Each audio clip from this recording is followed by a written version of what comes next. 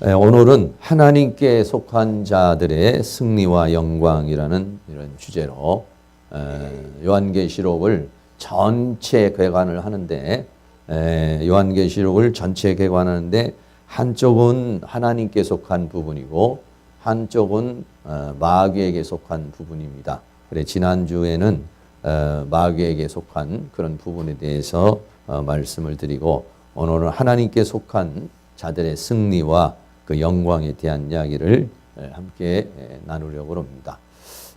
계시록에 대해서는 우리가 뭐 이제 부분적으로는 우리가 이렇게 듣기는 하지만 전체적으로 이해하는 것이 굉장히 중요합니다.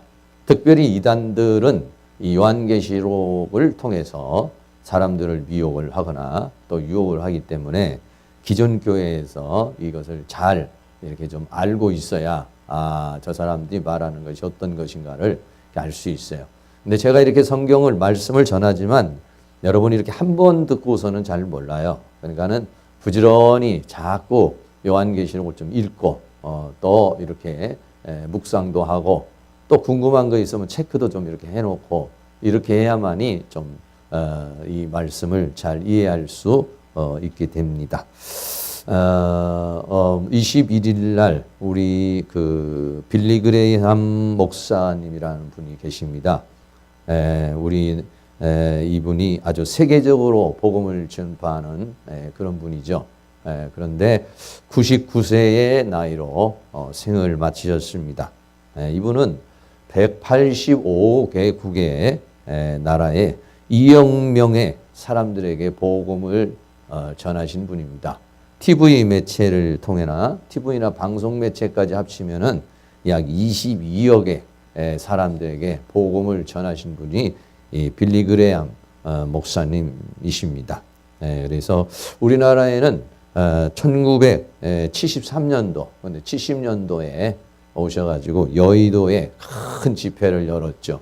그래서 여의도 순복음교회를 비롯해서 많은 교회가 이제 참석을 해서 그 광장에서 이제 집회를 했는데 그때 이제 통역을 하신 분이 이제 극동방송의 김정한 목사님이시고 또 조영규 목사님이나 또는 박조준 목사님이나 이런 분들이 그거를 보고 감동을 받아서 그리고 그 조영규 목사님이 세계에 나가가지고 그런 집회를 사실적으로는 이제 하게 된 그래서 우리나라에 아주 지대한 영향을 끼친 분 중에 한 분이 이 빌리 그레이엄 목사님이십니다. 그리고 또 1992년도에는 북한 평양을 방문해가지고 김일성 주석을 만나서 당시에 가서 복음을 전한 사람이 바로 빌리 그레이엄 목사님이죠. 근데 이분도 99세까지 사셨는데 그런데 굉장히 많은 질병이 있어요. 폐렴도 있고 신장, 암, 내수종 그러신데도 이렇게 이제 오랜 동안 이렇게 이제 사시게 됐어요. 그래서 그분이 이렇게 말했습니다. 이 땅에서 마지막 숨을 쉬는 순간 자신은 천국에서 첫날을 맞을 것이다. 다시 말하면 자신이 죽으면 죽음으로 끝나는 것이 아니라 이 땅에서 마지막 숨을 쉬는 순간이 바로 천국에서 내가 첫날을 맞이하는 그런 순간이다. 라고 그렇게 이야기를 했습니다. 그러니까는 죽음이라는 것이 두려움이 아니라 죽음이 오히려 천국에 입성하는 날로 이렇게 이야기를 했죠. 그렇습니다. 우리가 이제 계시록을 보면은 계시록은 종말론이죠. 종말이라는 두려움에 빠지는 것이 아니라 종말이 끝나야 새하늘 새 땅이 되고 영원 세계가 되는 것입니다. 그러니까 하나님께 속한 사람들은 종말이 와서 모든 하나님의 뜻이 이루어지는 것이 고대가 되는 사람이고 그리고 하나님을 믿지 않는 사람들은 그날이 두려운 것입니다. 개인적인 종말도 그렇고 우주적 종말도 그렇습니다. 개인적인 종말도 죽음을 두려워하지 않습니다. 왜? 죽음이라는 것은 바로 내가 죽으면 바로 그때가 천국에 하나님 세계에 가는 그런 첫날이 되는 것이다 라고 그렇게 이야기를 하고 있는 것이죠. 그분은 그 가족들도 있는데 그 부인이나 떠난 자녀들 이분이 이제 매일같이 그냥 세계 만방에 나가서 복음을 전하다가 보니까 사실은 자녀들이 많이 상처를 받았습니다. 왜냐하면 그 따뜻한 부모의 돌봄이 필요한데 그러지 못해서 자녀들이 한때는 많이 방황을 하고 또 많은 고통 속에 있었어요. 그러나 이제 나중에는 그 자녀들이 다 그 아버지의 사역을 이해를 하고 돌아와서 이제 그 아들도 목사가 되고 또 딸도 부흥 강사로 일을 하고 이제 부인은 이제 87세에 이제 소천을 이미 했고 그리고 온 가족들이 이제 그 손자도 역시 그 윌 그레이엄이라는 그런 그 손자도 목회자가 되어서 이제 사역을 이렇게 하고 있습니다. 그분이 평상시에 가장 좋아하는 성경 구절이 뭐냐면 갈라디아서 6장 14절에 사람들마다 다 각기 자기가 좋아하는 성경 구절이 있잖아요. 뭐 이런 이것들이 이제 가정에다가 붙여놓기도 하고 아니면 나중에 자기 본인이 이제 이 땅에서 삶을 마감했을 때 묘비에다가 이렇게 이제 하나 새기는 경우도 있죠. 이분은 이렇게 갈라디아 6장 14절에 이 말씀을 집안에다가도 붙여놓고 모든 가족들도 함께 보는 이제 그러한 말씀입니다. 그게 갈라디아 6장 14절에 그러나 내게는 우리 주 예수 그리스도의 십자가 외에는 결코 자랑할 것이 없다.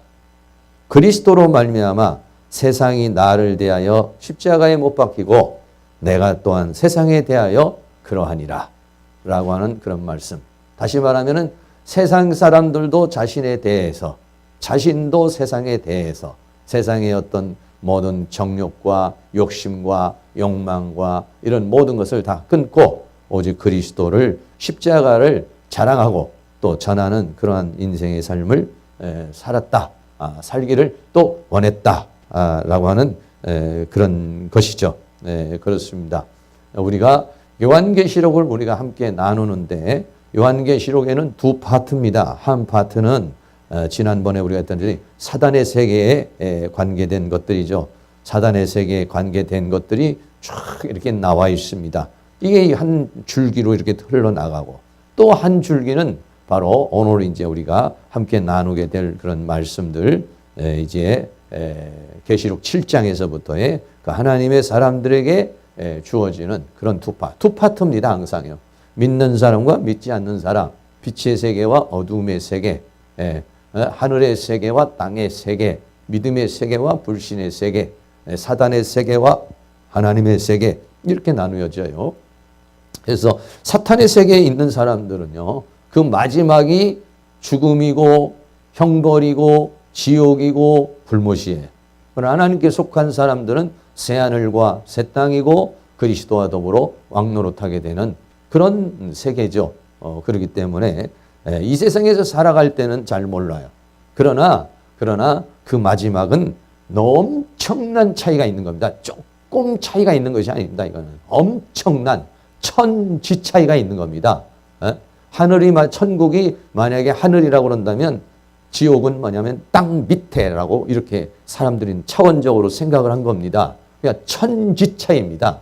그런데 여러분들이 지금 살면서 안 믿는 사람도 잘 살기도 하고 예수 잘 안 믿고 뭐 대충 하는 사람도 뭐 괜찮은 사람 많죠. 그것이 여러분들이 부러울 수도 있고 뭐 나는 왜 저렇게 안 되나 이렇게 생각할 수 있지만은 우리가 이 세상을 떠나는 그때는요.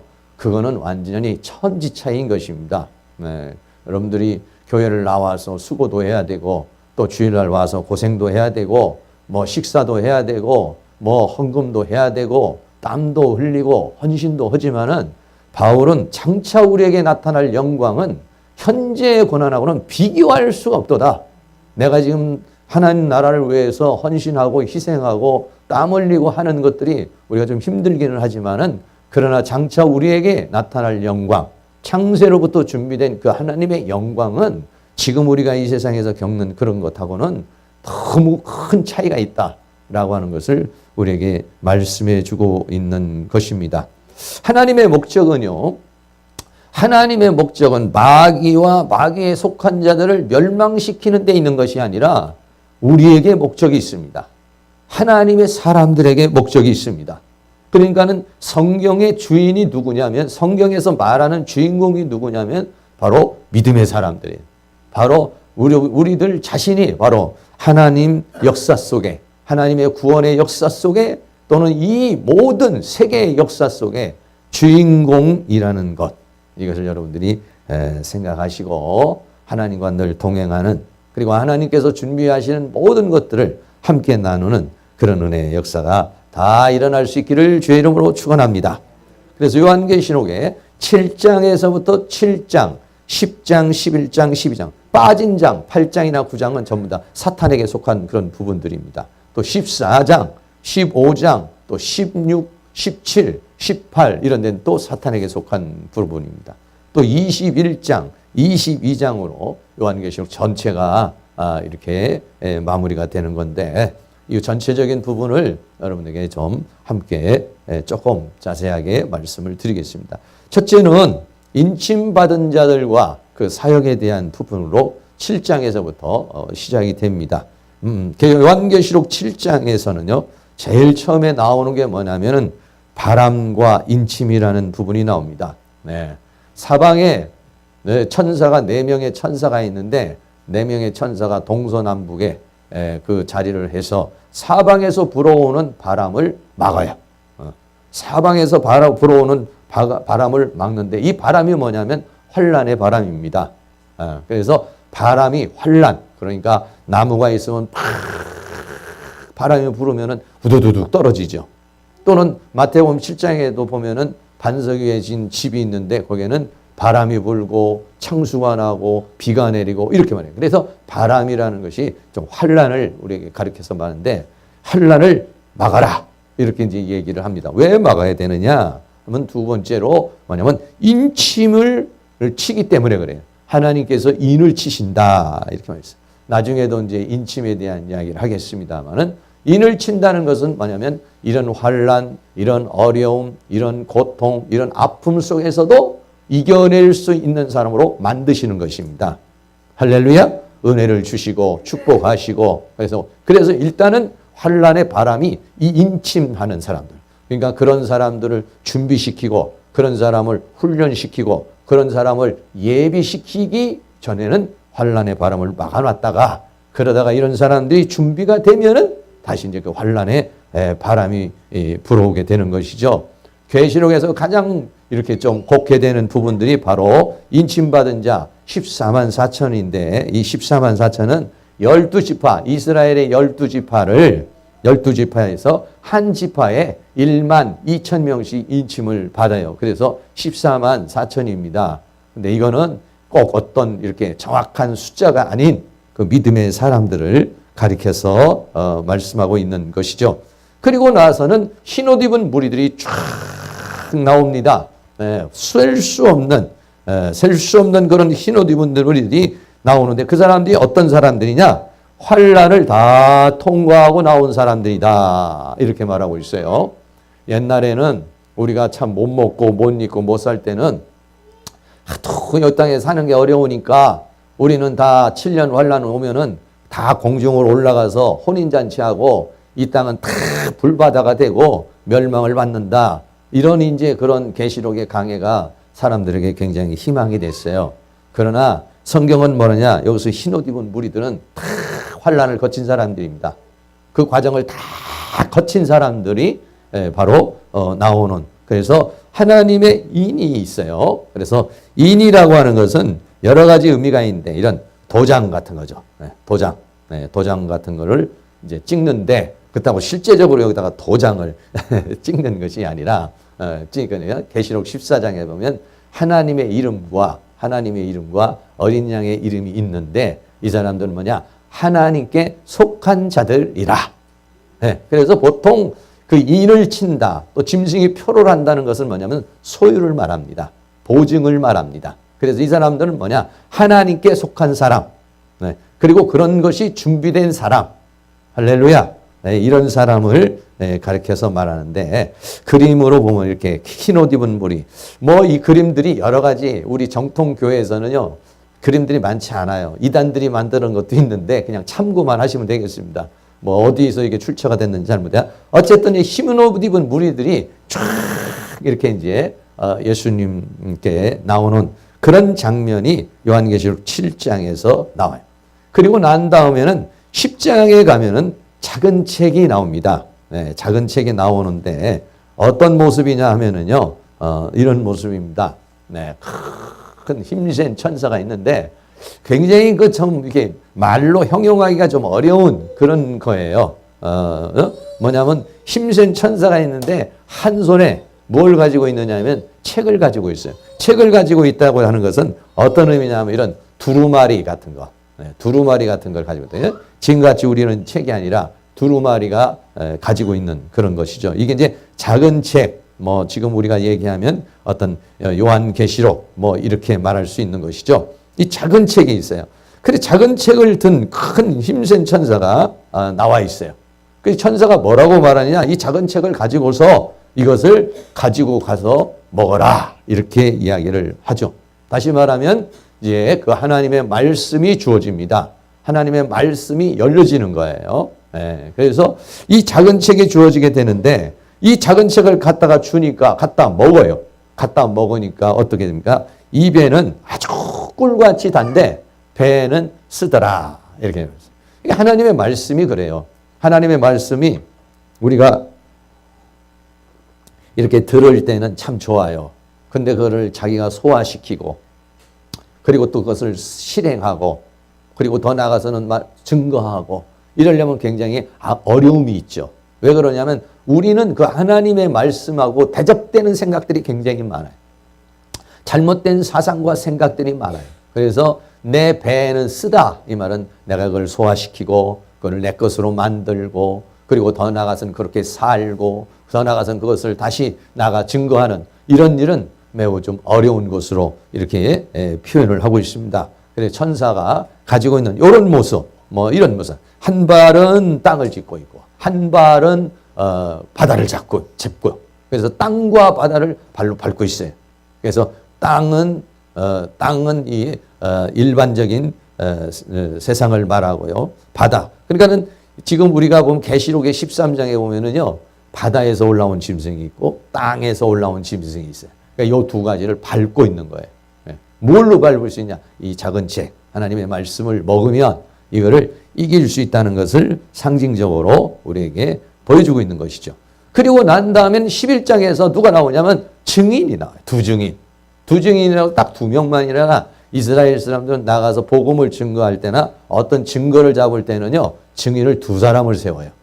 그런 것처럼 나가서 그 시대에 그 하나님의 작은 책의 말씀을 받고 그 말씀을 받아서 증거하는 사람들, 이런 사람들을 투증인이라 이렇게 얘기하는데 그거를 다른 말로 말하면 감람나무와 촛대라고도 이렇게 얘기를 해요. 그래 이 두 증인들이 나와가지고 이제 사역을 합니다. 두 증인이 나와가지고 사역을 해서 갈대를 바꿔서 거룩한 성, 거룩한 성에 굵은 베옷을 입고 1260일, 1260일, 전 3년 반, 후 3년 반 이렇게 있는데 그런 기간에 이 사람이 나가서 복음을 전가하는 거예요. 복음을 증거하다가 이 사람들이 죽음을 당하고 순교를 하고 그리고 이 사람들이 다시 살아서 부활하는 그런 장면이 이제 계시록 11장에서 나타나게 됩니다. 그리고 난 다음에는요. 장로들이 이제 경배와 찬양을 드려요. 일곱 천사가 나팔을 불면서 세상 나라가 그 나라가 그리스도의 나라가 되어서 세세토록 왕도를 할 것입니다. 하고 막 천사들이 나와서 찬양을 하고 보좌에 앉은 24장로들이 나와서 막 경배를 하고 성전에서 언약궤가 보이는데 언약궤가 보이면서 갑자기 거기서 내성과 지진과 우박이 팍 내리면서 이제 하나님의 심판이 되어지는데 이 장면을요 이렇게 그려놓은 데도 있어요. 두 증인이라고 해서 이게 양쪽에 있는 나무가 뭐냐면 감람나무. 감람나무는 뭐냐면 여기서 기름을 짜내는 거예요. 기름. 올리브 기름을 짜는 거예요. 그리고 이제 등대는 뭡니까? 그 기름을 집어넣어야 불이 밝혀지는 거예요. 그러니까 두 증인을 뭐냐? 두 증인을 감람나무와 촛대라. 계시록 11장에 그렇게 얘기를 하고 있어요. 그러니까는 촛대는 뭐냐면 빛이죠. 근데 빛을 내면 어떻게 합니까? 마태복음 25장에 보면은 열처녀의 비유가 나오잖아요. 열처녀가 등불을 가서 불 치려면 기름이 있어야 되잖아요. 그러니까 그런 거와 마찬가지로 촛불이 빛을 발하려면은 기름이 있어야 되잖아요. 그러니까는 감람나무를 통해서 기름이 오고 기름이 와서 불을 밝히는. 그래서 말씀을 전파하는 그런 이제 사역을 하는 사람들을 두 증인으로 이렇게 이야기를 하고 있어요. 여러분들도 하나님의 말씀을 받아서 그 말씀을 증거할 수 있는 그런 은혜가 주어질 수 있기를 축복합니다. 네. 그전에는 저도 이런 하나님의 말씀이 막 들어오면요. 야, 이것을 막 어디 가서 막 증거하고 싶고 말하고 싶고 얘기하고 싶고 막 이런 감동이 참 얼마나 들끓어 올라왔는지 몰라요. 네.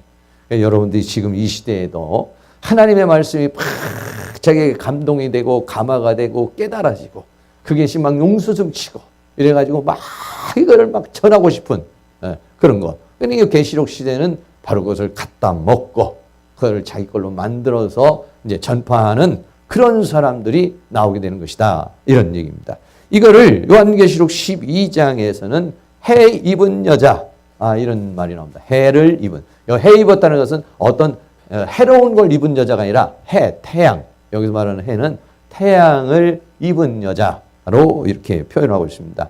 그래서 이 해 입은 여자가 있는데 이 해 입은 여자가 또 해를 입었으니까 얼마나 빛이 찬란하겠습니까? 아주 빛이 찬란한 데다가 머리에는 12별의 면류관을 쓰고 있어요. 예. 그래서 머리에는 12별의 면류관을 쓰고 얼굴은 막 해가 힘있게 비추는 것 같이 쫙 바라고 있는 거예요. 그런데 거기에 뭐가 나타나느냐? 용이 나타나는 거예요. 용이 나타나는데 왜 용이 나타나느냐? 이 여자가 해산을 하려고 그러는 거예요.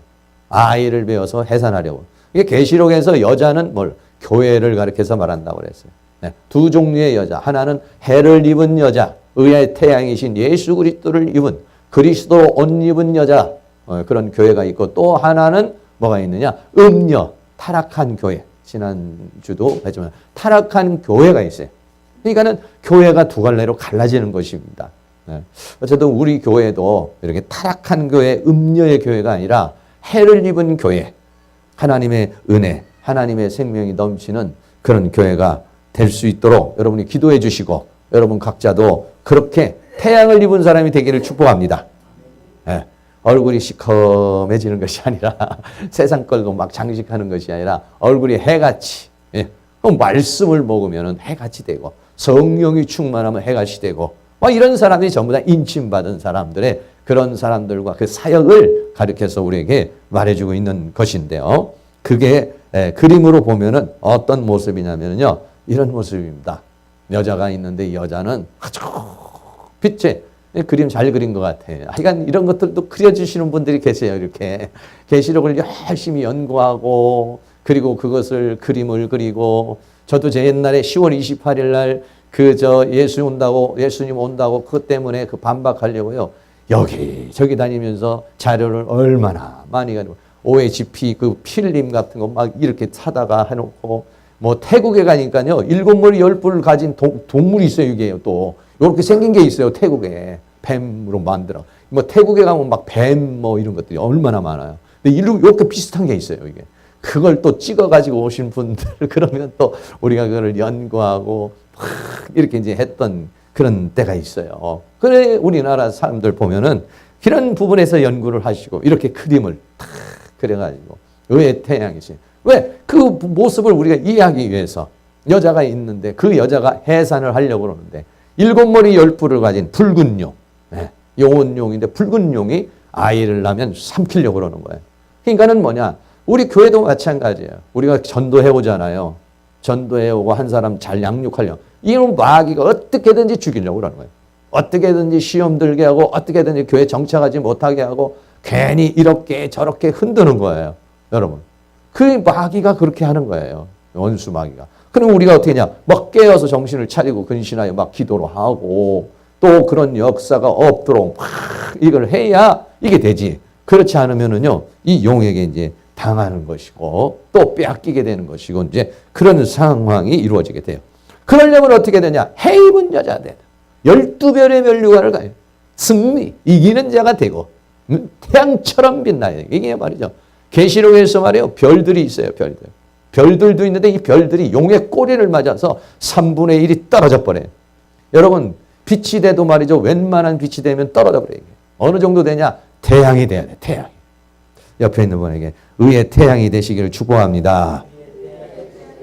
밝은 빛이 되시기를 축복합니다. 예.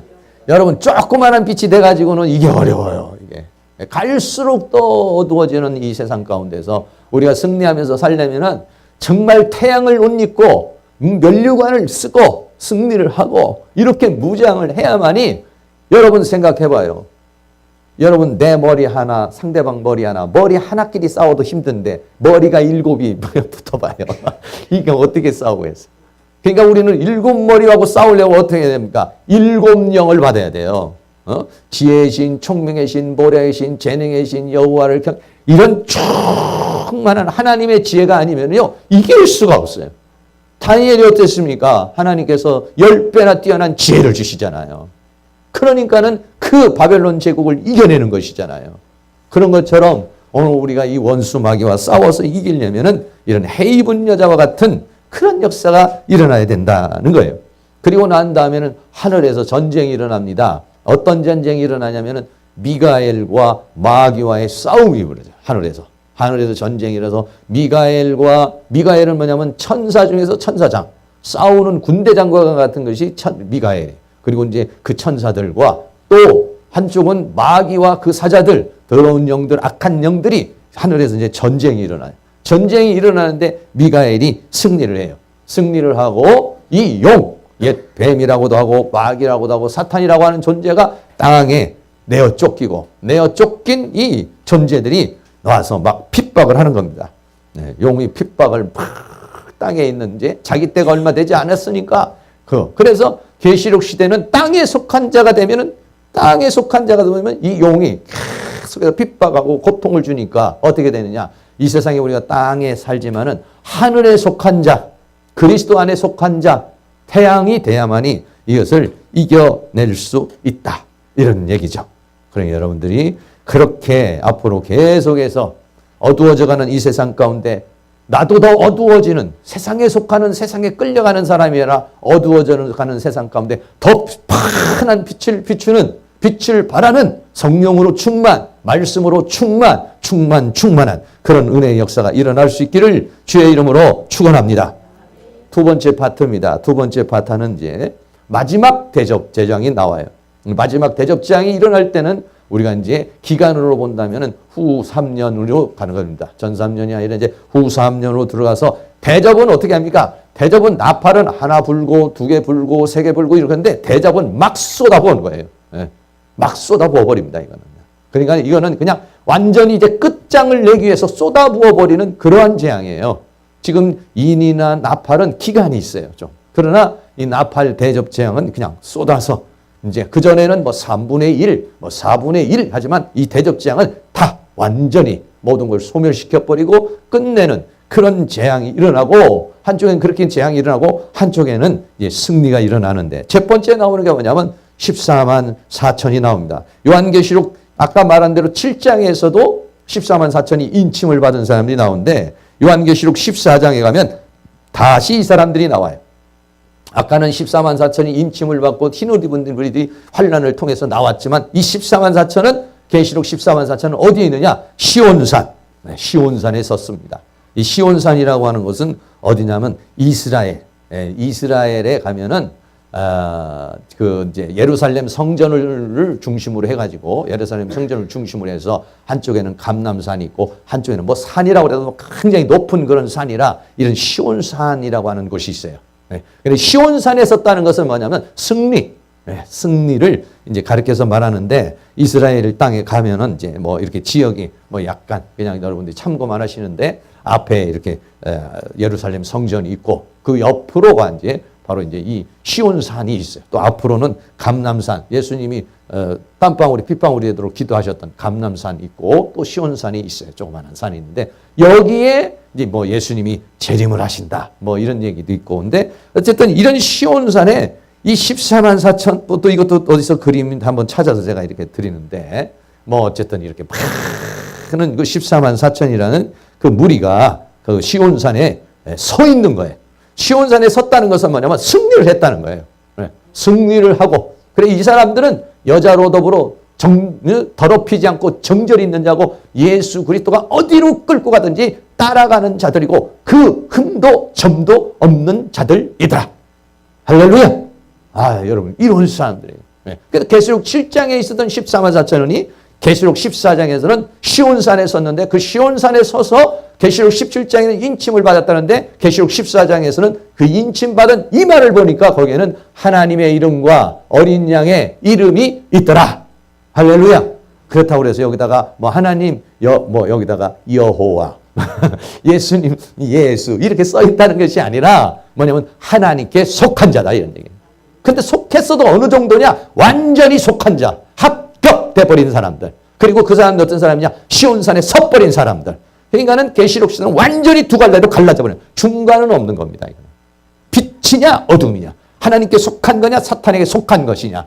이 두 갈래로 쫙 갈라져 버리는 거예요. 가운데서 어중뛴 그런 사람들이 없는 겁니다. 이거는요. 마지막 시대이기 때문에 이제 그렇게 되는 거죠. 14만 4천이 거기에 시온산에 섰고 영원한 복음을 가진 천사가, 아까는 작은 책이라고 그랬고 여기는 영원한 복음을 가진 천사가 복음을 다시 한번 선포를 하면서 바벨론이 멸망할 것을 또 한번 선포하고 거기에 성도들이 그것을 싸워서 이겨내는 이제 그러한 역사가 계시록 14장에 일어나게 되는 것이죠. 근데 15장에 가면은요, 대접을, 재앙을 이제 내리려고 16장에 가면 대접을 탁 쏟아버리는데 15장에 가서는 대접 재앙을 준비를 하면서 이긴 자들이 대접을 쏟게, 항상 그래 하나님의 세계는요. 뭔가를 쏟아내기 전에 먼저 하나님의 역사가 다 준비가 돼요. 하나님의 역사가 다 준비가 돼요. 그러니까 여러분들이 우리가 환난, 어려움 이런 게 와요. 문제가 있어요. 사건이 생겨요. 그런데 하나님이 미리 감동 주는 거예요. 준비하라고. 여러분들 그래요. 그런데 하나님께서 나에게 어떤 일이 벌어질 거 마음의 감동도 주고 꿈으로도 주고 또는 어떤 영적인 느낌으로도 주어요. 그런데 여러분들 그것을 대비할 수 있도록 하나님이 주신다고요. 이렇게. 지금도 같은 패턴이에요. 우리가. 그런데 우리가 정신을 똑바로 차리고 하나님께서 주신 음성을 바로 들으면 이겨내는 거예요. 그런데 세상에 바쁘고 육신에 속해 있고 죄악에 있어서 그 하나님이 주신 사인을 내가 제대로 받아들이지 못하고 그 사인대로 내가 준비하지 못하면 그 문제를 당하는 거예요. 당하는. 어려움을 겪는 거예요. 그러나 준비가 된 사람은 어려움이 와도 넉넉히 이깁니다. 준비가 안 된 사람은 아주 힘들게 그걸 넘어가는 거예요. 항상 여러분 패턴을 보세요. 이 지금 계시록 패턴을 보면 한 번은 사탄의 역사, 한 번은 하나님의 역사, 하나님은 재앙의 역사, 하나님은 또 하나는 찬양의 역사, 이김의 역사, 이게 반복적으로. 왜 그러냐? 이 세상이 하나님은 형통한 날과 곤고한 날을 병행해서 주는 거예요. 밤이 있고 낮이 있고 자연스럽잖아요. 낮이 가면 밤이 오고 밤이 오면 낮이 와요. 그러니까 밤에와 같이 자지 말고 낮에와 같이 깨어 있어라. 이런 얘기는 뭐냐면 무장하라는 얘기죠. 그러고는 이기게 되는 줄로 믿습니다. 계시록 15장에도 마지막 이제 대접이 쏟아지기 전에 이긴 자들이 탁 나와가지고 하나님으로부터 은혜를 받고 막 찬양과 경배와 영광을 돌리고 그리고 7 천사가 이제 금 대접에 이 재앙을 마지막으로 쏟기 위해서 이제 나와서 그것을 다 이제 쏟아내게 되는 것이 계시록 16장, 17장, 18장에 쏟아내니까 그거를 쏟아내니까 바벨론이 다 멸망을 하고 음녀의 세계가 다 멸망을 하고 그렇습니다. 그런 다음에 뭐가 있느냐? 계시록 19장에 혼인잔치와 싸움이 있어요.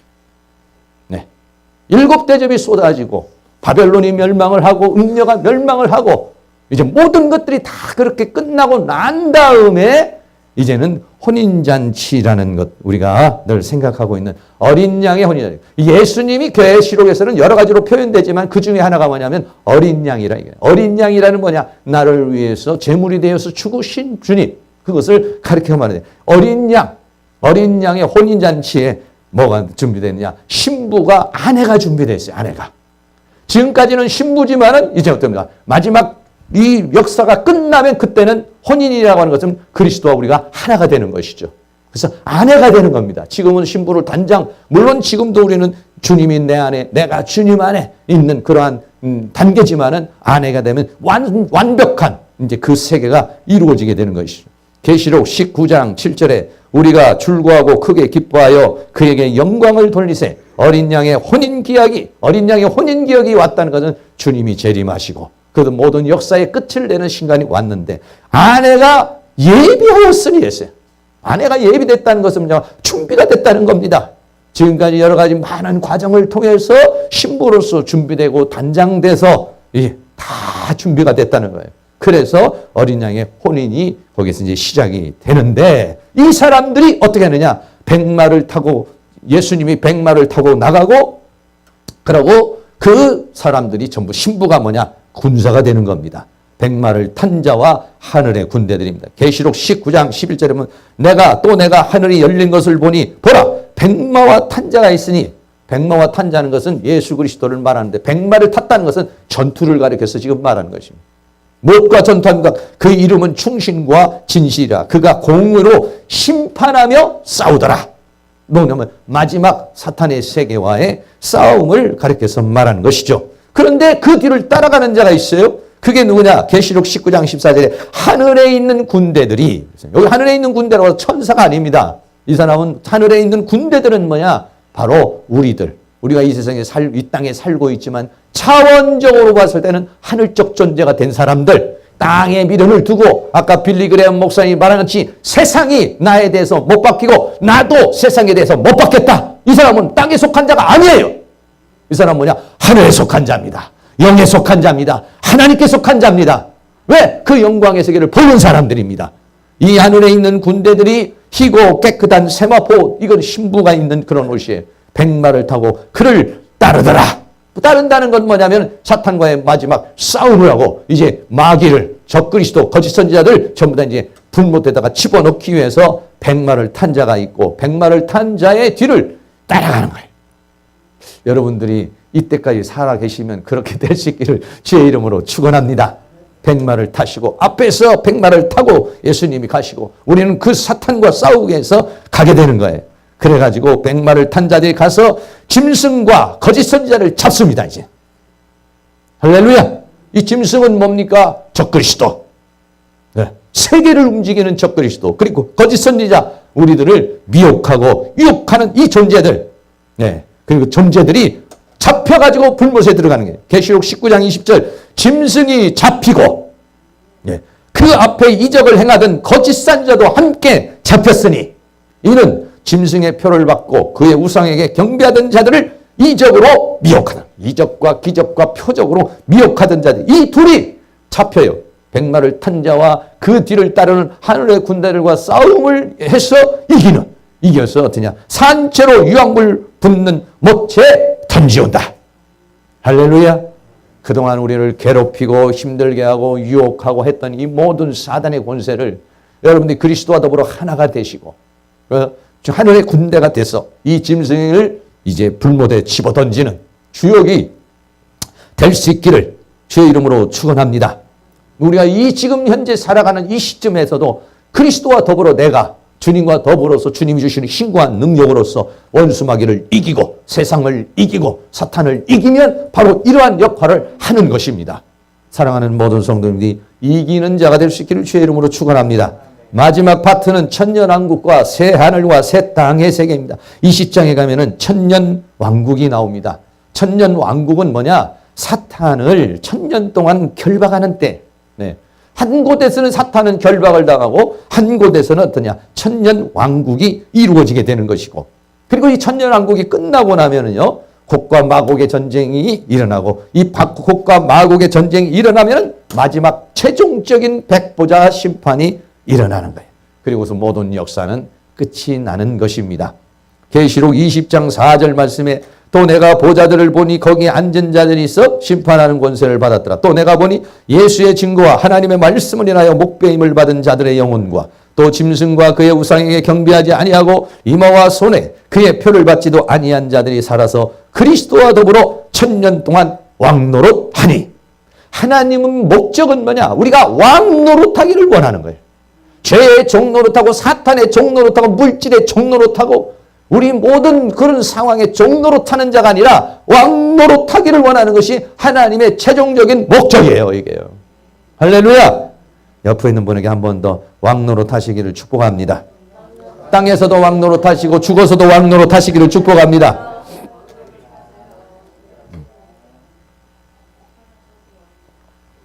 그래서 지난번에도 우리가 본 것처럼 계시록 20장 10절에 또 저희를 미혹하는 마귀가 불과 유황 못에 던지오니. 이래야 역사가 끝나는 겁니다.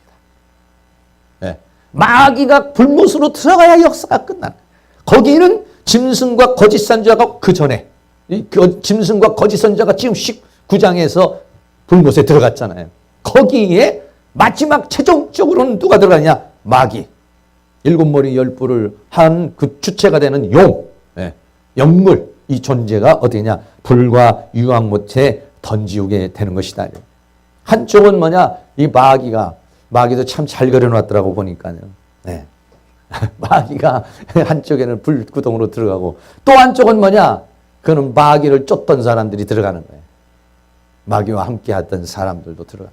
여러분들이 절대로 여기를 가서는 안 돼요. 여러분의 가족도 마찬가지고 우리의 자녀들도 마찬가지고 영원한 불못. 여러분 성경이 만약에 진리입니까? 그러면 성경에서 말하고 있는 지옥도 진리입니다. 사실입니다. 이겁니다. 그리고 거기에서 말하는 고통도 사실인 것입니다. 지금 이 땅에 살아갈 때는 여러분들이 뭐 그거에 대해서 관심이 없을 수도 있고 뭐 그러리리 아니 이렇게 생각을 하지만 그렇지 않습니다. 성경은 오늘 우리에게 그렇게 말하고 마지막 최종적으로 원수 마귀가 바로 이렇게 불못에 던질 것을 우리에게 말해주고 있어요. 그리고 21장에 가면은요, 마귀가 끝나고 난 다음에, 마귀가 들어가고 난 다음에 뭐가 나오냐? 새하늘과 새 땅의 세계. 네. 새하늘과 새 땅의 세계가 나오면서 거룩한 성 새 예루살렘 성이 하늘에서 내려오고 그 다음에 어린 양의 아내를 나옵니다. 근데 이 어린 양의 아내가 누구냐? 바로 거룩한 성 예루살렘 성이라는 걸 우리에게 말해주고 있어요. 그 존재들이 내려오는 것이다. 그래서 새하늘과 새 땅의 세계를요, 이렇게 그려서 어떤 분이 올려놨는데, 글쎄, 이거 표현하기가 굉장히 어려울 거예요. 새하늘과 새 땅의 세계를 뭐 풀이 있고 나무가 있고, 이렇게 말하기도 어려워요. 왜? 영의 세계거든요. 영원한 세계를 지금 표현하는 건데. 사람의 상상력을 동원해 보는데, 참, 이거 동원해서 말하기 어렵죠. 그러나 이제, 거룩한 성 예루살렘, 이 예루살렘이 이제 금같이 이렇게 나옵니다. 이 모습이 뭐냐? 어린 양의 아내의 모습. 여러분들에게 금과 같이, 보석과 같이. 자, 계시록 21장 9절에 보면 7 대접을 가지고 마지막 7 재앙을 담은 7 천사 중 하나가 나와서 내게 말하여 가로되 이리 오라. 내가 신부 곧 어린 양의 아내를 보여주겠다. 라고 그렇게 말합니다. 그러니까 10절에서 뭐냐? 성령으로 나를 데리고 크고 높은 산으로 올라가 하나님께로부터 하늘에서 내려오는 거룩한 성 예루살렘을 보여줍니다. 그게 뭐냐? 어린 양의 아내의 모습이라는 걸 말해주고 있어요. 이 11절에는 뭐냐? 하나님의 영광이 있고 거기는 하나님의 영광이고 그 성의 빛이 지극히 귀한 보석 같고 벽옥과 수정같이 맑더라. 할렐루야. 네, 그렇습니다. 사랑하는 모든 성도는 우리는 바로 이 세계를 바라보고 있는 것입니다. 그래서 베드로는 이렇게 말했습니다. 그러나 주의 날이 도적같이 오려는 그날에는 하늘이 큰 소리로 떠나가고 체질이 뜨거운 불에 풀어지고 땅과 그 중에 있는 모든 일이 드러나리로다.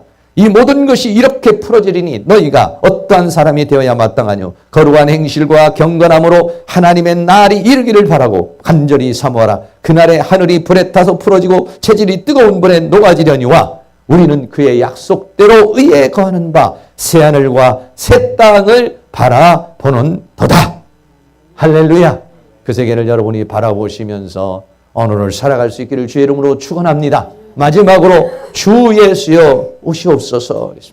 요한계시록 22장에 보면 보좌와 생명수와 생명나무 그 하나님의 영광의 보좌가 보입니다. 계시록 22장 1절에 보면 또 저가 수정같이 맑은 생명수의 강을 내게 보이니 하나님과 및 어린 양의 보좌로부터 내려와서 거기서 생명수, 다시 말하면 창세기에 있는 모습이 다시 나오는 겁니다. 길 가운데 흐르더라. 광자 위에 생명나무가 있어 12가지 실과를 맺히되 달마다 그 실과를 맺히고 그 나무 잎사귀들은 만국을 소송하기 위하여 있더라. 이게 보이고 그리고 예수님이 뭐라냐? 내가 속히 오리라. 계시록에만요 속히 오리라는 말이요 6번 나옵니다. 네, 속히 온다. 계시록 22장 7절에 보라 내가 속히 오리니. 아직도 안 오셨는데 그러나 하나님 입장에서 우리에게 천년이 하루가 하루가 천년 같은 그 영원 세계에 있는 그분은 속히 보라 내가 속히 오리니 이 책의 예언의 말씀을 읽는 자가 복이 있으리라 하더라. 보라 내가 속히 오리니 내가 줄 상이 내게 있어 각 사람의 그의 일한 대로 갚아 주리라. 이것들을 증거하시니가 가라사대 내가 진실로 속히 오리라 하시거늘 아멘. 주 예수여 오시옵소서. 할렐루야. 우리 마지막에 주 예수여 오시옵소서라는 것을 마라나타라고 이렇게 말하죠. 이 마라나타라는 말은 뭐냐면 고린도전서 16장 22절에 보면 만일 누구든지 주를 사랑하지 아니하거든 저주를 받을지어다. 주께서 임하시니라. 지금 주께서 임하시니라. 요 부분이 아람어로 되어 있습니다. 이 아람어로 되어 있는 이 부분이 뭐냐면 마라나타라는 얘기예요. 네. 이렇게 써 있습니다. 마라나타 이렇게 나와 있는데 이 마라나타라고 하는 말은 마라라고 말은 우리 주라는 말이고요. 또 오다라고 하는 우리 주가 온다 이런 말을 같이 합성해서 마라나타 이렇게 얘기합니다. 우리 주님이 오신다. 우리 주님이 오시는 데는 세 가지로 얘기할 수 있어요. 어떻게 오시느냐? 첫째는 우리 주님이 오셨다. 과거에. 그리고 우리 주님이 지금 오신다. 현재적으로. 내 안에 계시니까.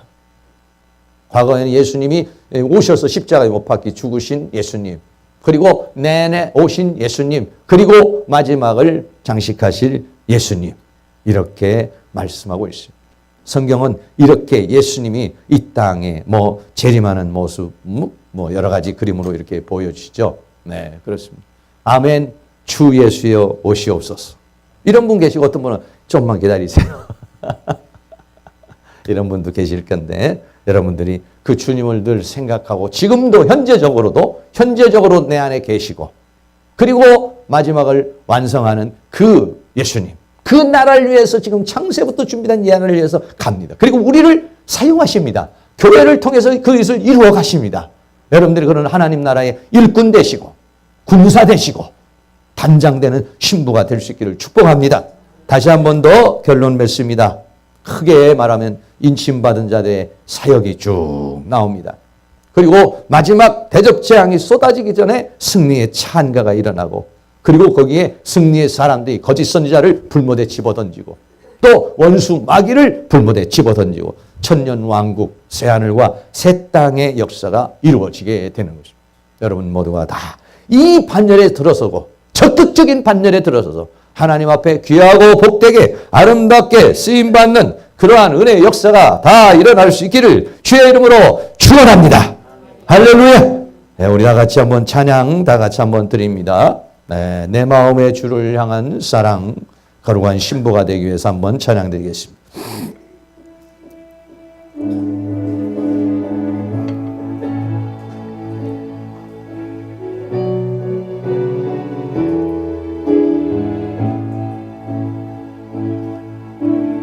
내 마음의 주를 향한 사랑이 나의 말엔 주가 주신 진리로 나의 눈에 주의 눈물 채워주소서.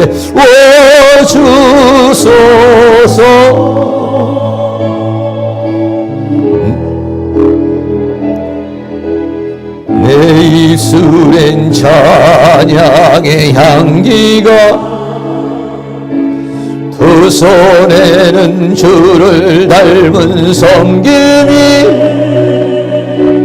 나의 삶에 주의 흔적 남게 하소서.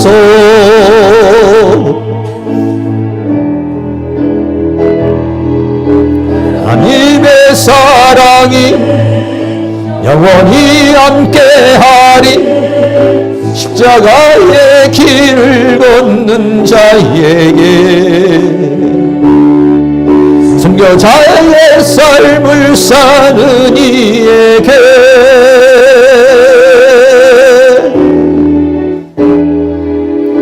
도롱하는 소리와 세상 유혹 속에도 주의 순결한 신부가 되리라. 내 생명 주님께 드리리. 하나님의 사랑이 영원히 함께하리. 십자가의 길을 걷는 자에게, 순교자의 삶을 사는 이에게,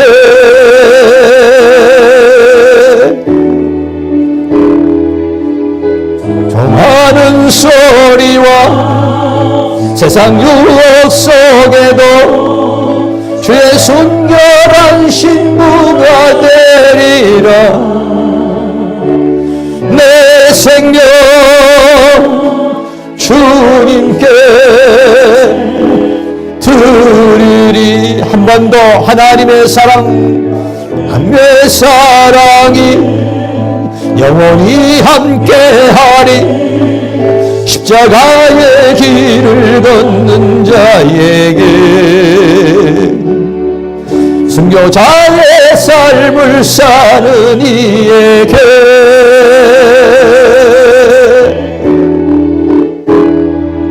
조롱하는 소리와 세상 유혹 속에도 주의 순결한 신부가 되리라. 내 생명 주님께 드리리. 이 시간 합심해서 동성으로 한번 기도하겠습니다. 이 어두워져가는 세상 가운데 죄와 사망과 세상과 사단을 이기는 자가 되어 백마를 타고 따르는 하늘의 군대와 같이 주님과 하나가 되어 하나님의 역사를 이루고 하나님의 영광에 동참되어지는 그러한 역사가 이루어질 수 있도록 성령님 우리를 도우시고 인도해달라고 기도합니다.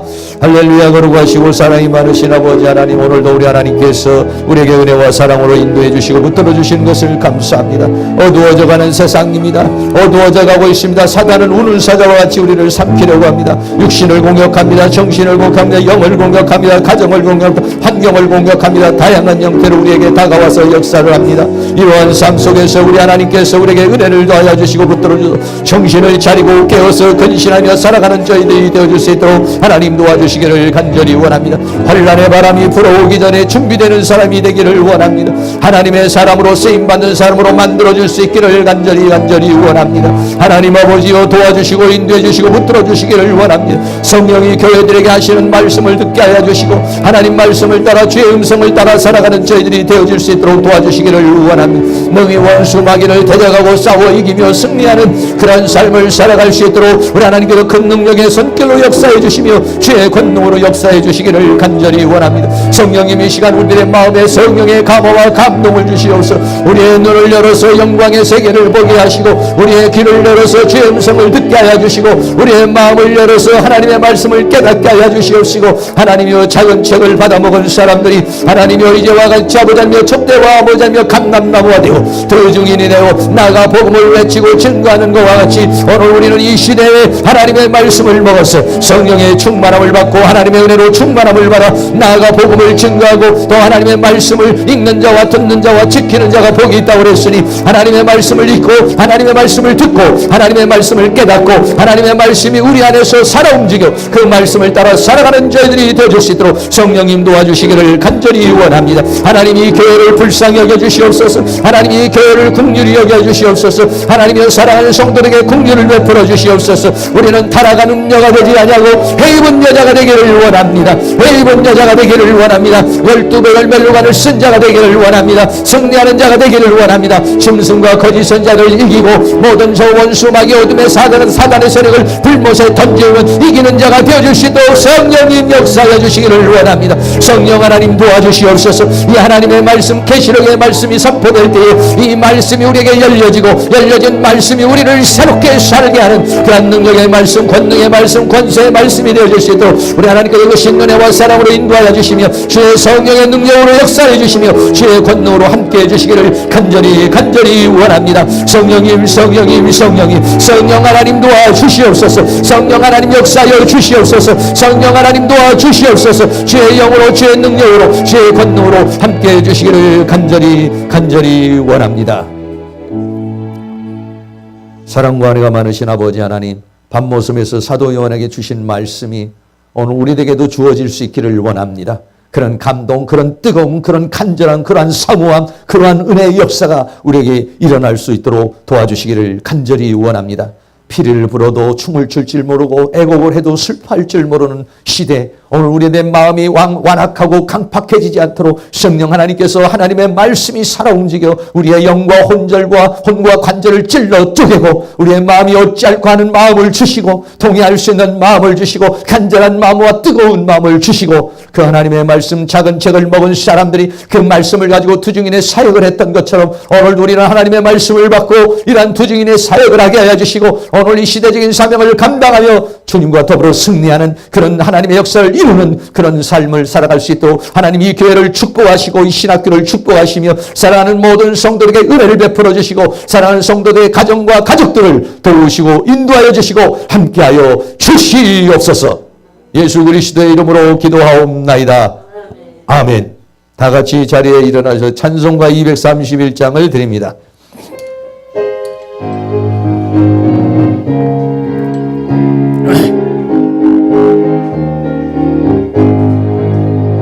주가 맡긴 모든 역사 힘을 다해 마치고 밝고 밝은 그 아침을 당할 때 요단강을 건너가서 주의 손을 붙잡고 기쁨으로 주의 얼굴 배우리 나의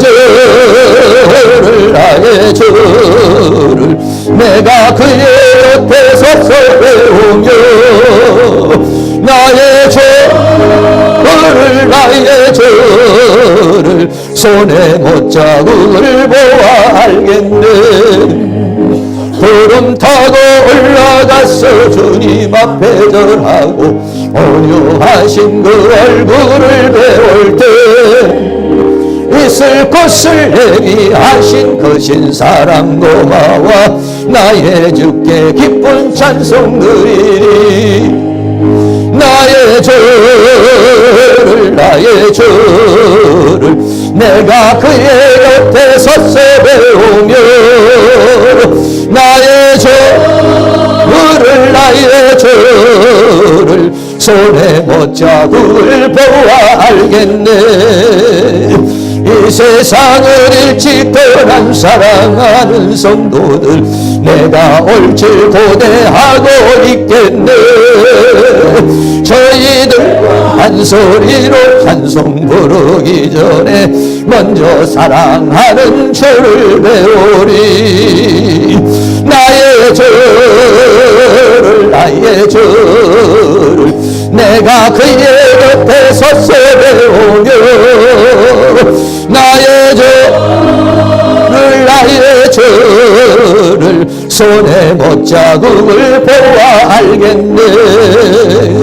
영화롭게 시온 성문 들어가서 다닐 때 흰 옷 입고 황금길을 다니며 금고 맞추어서 새 노래를 부를 때 세상 고생 모두 잊어버리리. 아멘. 나의 죄를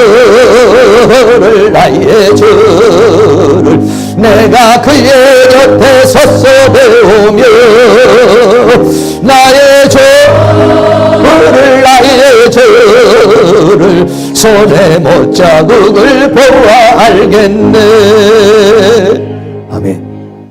지금은 다시 오실 우리 주 예수 그리스도의 은혜와 하나님 아버지의 극진하신 사랑하심과 성령님의 감화 감동 교통 충만 인도하시는 은혜의 역사가 이 시간 고개 숙인 사랑하는 모든 성도님들 머리 위에 가정 위에 삶 위에 사역 위에 또 이 교회 위에 학교 위에 민족 위에 세계 위에 지금으로부터 영원토록 함께 있을지어다. 아멘.